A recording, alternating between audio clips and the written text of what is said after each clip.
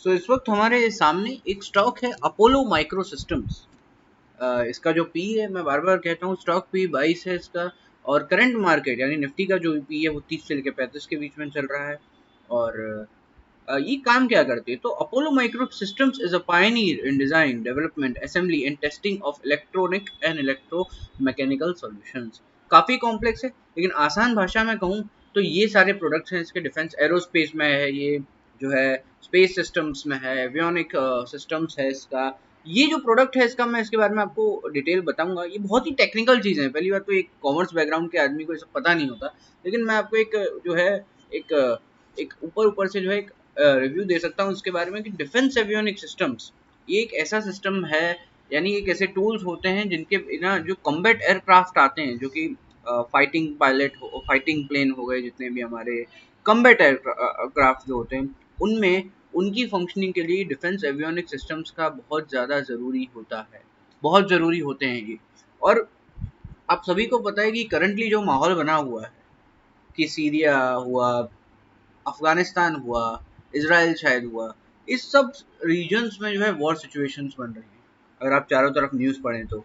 और ये एक ऐसी चीज़ें हैं जो शायद इस सेक्टर के डिमांड को, जो है एवियोनिक सिस्टम, क्योंकि आपको कॉम्बैट एयरक्राफ्ट की जो ज़रूरत पड़ेगी, और कॉम्बैट एयरक्राफ्ट को जो है कॉम्बैट एयरक्राफ्ट को फंक्शनिंग के लिए ये डिफेंस एवियोनिक सिस्टम्स की बहुत ज़रूरत पड़ती है।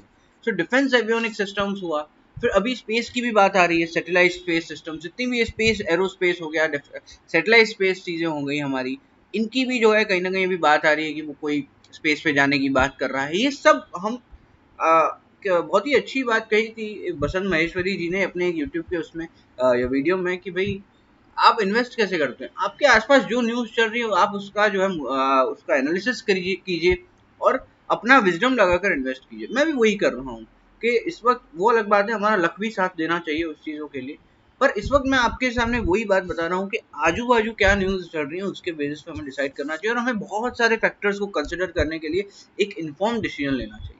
तो इस वक्त डिफेंस एवियोनिक सिस्टम का जो मुझे लगता है डिमांड ट्रिगर हो सकता है, क्योंकि माहौल ही ऐसा बन गया है, चारों ओर वॉर जोन है, एक फ्रस्ट्रेशन है चाइना के खिलाफ, और एक पूरा वॉर का माहौल तो बना हुआ है। और ये बात मैं, हो सकता है कि मैं कोई बिना एविडेंस के बोल रहा हूँ, हो सकता है मैं हवा में बोल रहा हूँ, लेकिन दैट्स व्हाट माय इंस्टिंक्ट से। और एक सबूत भी कह सकते हैं कि अगर हम इसकी क्वार्टर फोर्स की सेल्स देखें, मैं बताऊं, ऐसा नहीं कि ये सिर्फ इसके जो सेल्स है वो avionic system, defence avionic systems की ही हो सकती है, बहुत सारे प्रोडक्ट बेचे, it is one of them, but मुझे लगता है कि इसका ये जो प्रोडक्ट है डिफेंस एवियोनिक सिस्टम, इसकी वजह से इसका जो मार्जिन है वो बढ़ सकते हैं, क्योंकि defence avionic system will be the ultimately bring the revenue to this form. And defence avionic system की वजह से ना सिर्फ रेवेन्यू बढ़ेगा पर मार्जिन भी बढ़ेंगे। बट अब बात आती है कि डिप्रिसिएशन है, ये सब ठीक ठाक है, बोरोइंग, लेकिन इस बैलेंस शीट में जो मैं आपको बताऊं, इस साल इसने बोरोइंग्स बढ़ाई है। मैं बार बार कहता हूँ कि बोरोइंग्स बढ़ना गलत नहीं है, बट बोरोइंग के साथ साथ अगर उस फॉर्म के पास कोई प्लान है तो बहुत ही अच्छी बात है। क्या फिक्स्ड एसेट्स बढ़ रहे हैं? फिक्स्ड एसेट्स नहीं बढ़ रहे हैं, फिक्स्ड एसेट्स कम हो रहे हैं।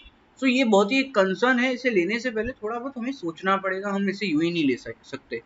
रिजर्व्स ठीक ठाक बढ़ रहे हैं, कुछ ज़्यादा विशेष तरीके से नहीं बढ़े हैं। पर जो सबसे ट्रिगरिंग पॉइंट है मेरे लिए, जो मुझे फैसिनेट कर रहा है इसे लेने की तरफ, वो है कि फोर्थ क्वार्टर की आप सेल्स देखिए। आप आप Q3 की सेल्स से डबल हो चुका है फोर्थ क्वार्टर की सेल्स। तो आई थिंक मुझे लगता है कि ये एक जो है ये एक ट्रिगर पॉइंट हो सकता है, क्योंकि डबल होना इज लिटरली ये थोड़ा बहुत एक इंडिकेशन दे रहा है कुछ, कि सडनली डिमांड ट्रिगर हुआ है। और डिफेंस एवियोनिक सिस्टम्स की तो डिमांड मुझे लगता है बढ़नी चाहिए। और अब आ जाते हैं कुछ टेक्निकल पार्ट्स पे आ जाते हैं। मैं जहाँ तक मेरा मानना है इसके, हमें जो है इंटरेस्ट ये सब तो ठीक ठाक है, बोरोइंग्स हो गया। अब देखो आप, एक और कंसर्न मैं इस फॉर्म के साथ जो मेरा है वो ये है कि इसके नेट प्रॉफिट कम हुए हैं, लेकिन डिविडेंड पे आउट रेशियो भी कम हो गया है।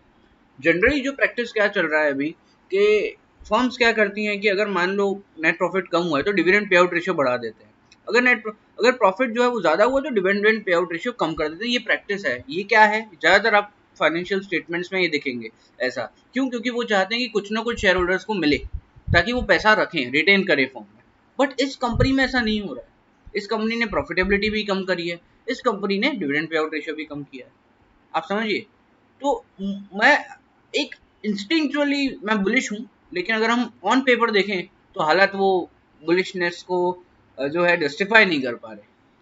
तो इसलिए हमें क्या करना है, हमें एक सही भाव पकड़ना पड़ेगा, हमें सही भाव पकड़ना पड़ेगा, तभी हम इसमें घुस पाएंगे, क्योंकि पूरा इंस्टिंक्चुअल बेट में कुछ नहीं होता है। Ultimately we are managing the funds of other people. Instinctual instincts वाली बेट से कुछ नहीं हो पाएगा। तो अभी हमें एक सही भाव पकड़ना पड़ेगा, भाई सही भाव कौन सा है। तो इस वक्त जो चीज मुझे फैसिनेट करी थी इसमें ये है कि अगर मैं इसे फुल स्क्रीन करूं उसकी, और इसमें आप देखिए कि अराउंड 110 पे सबसे ज्यादा क्वांटिटी एग्जीक्यूट हुई है बाय की, क्योंकि 110 पे जब भी आता है कोई ना कोई इसे खरीद लेता है, कोई ना कोई इसे खरीद लेता है। मींस अगर हम टेक्निकल लैंग्वेज में कहें 110 इज अ सपोर्ट, मैं रफली बता रहा हूँ 110 is a support and 2 monthly support है 110। और अगर मैं आपको बात कहूँ कि इस पूरे मैं कितने दिनों का, लगभग ये मैं 4 महीने 5 महीने का चार्ट आपके सामने है ये। तो सबसे ज्यादा क्वांटिटी एग्जीक्यूट कहाँ हुई है, तो ये देखो वॉल्यूम सबसे ज्यादा यहाँ है, इस वाले चार्ट देखिए कौन सा दिन है ये, 29 अप्रैल का दिन है ये, और सबसे ज्यादा वॉल्यूम्स यहाँ एग्जीक्यूट हुए।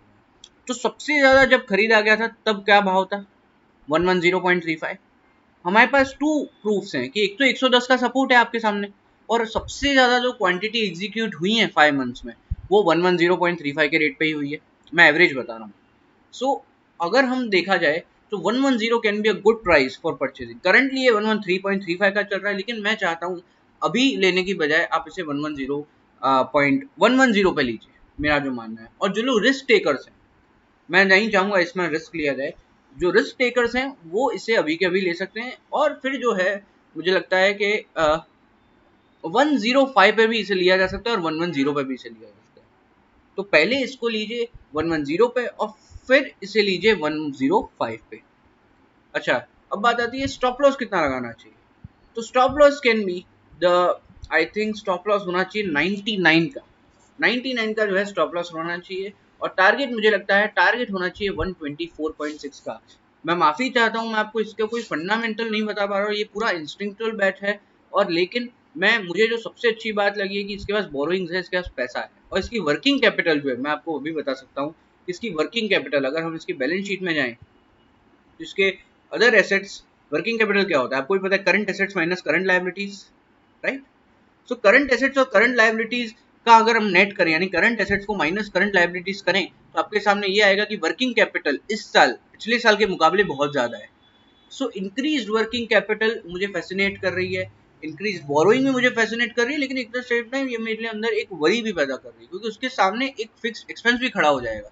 But the two two three things which are four things which are triggering me is कि 110 का भाव जो है बहुत लुक्रेटिव लग रहा है इसके लिए, क्योंकि नॉट ओनली 110 के पीछे भी दो रीजन है। 110 के पीछे ये रीजन है कि 110 पे सबसे ज्यादा क्वांटिटी एग्जीक्यूट हुई है, आप देखिए। और 110 पे एक बहुत ही अच्छा सपोर्ट है यानी जब भी कोई आ रहा है मार्केट मेकर जो है 110 पे उसे खरीद ले रहे हैं। और दूसरा रीजन जो मैं बता रहा हूँ आपको वो है डिफेंस एवियोनिक सिस्टम्स, जिसका ये जो प्रोडक्ट है ये इसको बहुत सारे मार्जिन लाके दे सकता है इन फ्यूचर। और मैं बता सकता हूँ जो तीसरा रीजन जो मुझे थोड़ा बहुत जो है अट्रैक्ट कर रहा है वो है कि इसकी Q4 की सेल्स, इसकी Q4 की sales as compare to Q3 double हो चुकी है।